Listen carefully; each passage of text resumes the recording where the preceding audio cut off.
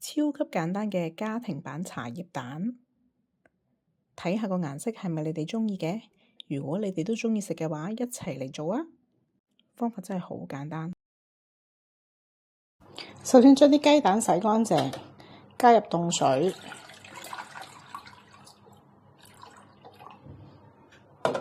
開火大火煮滾佢。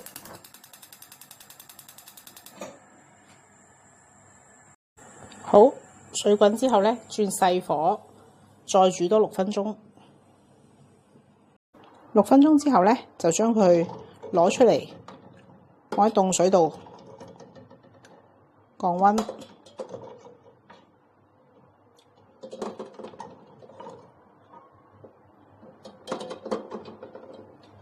呢個時候呢，我哋就準備啲材料啦：花椒、八角、香葉、冰糖、桂皮同埋10克嘅紅茶葉。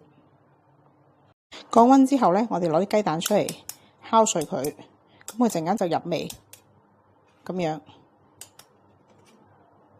將啲雞蛋重新放返落個煲度，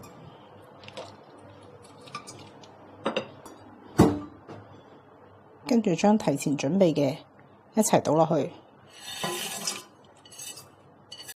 跟住一圈嘅生抽，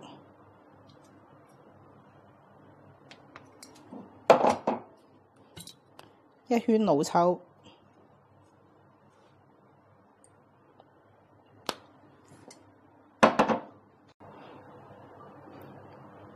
跟住加水，個水呢要高過個雞蛋。開火煮佢，煮滾咗之後關細火，再煮15分鐘。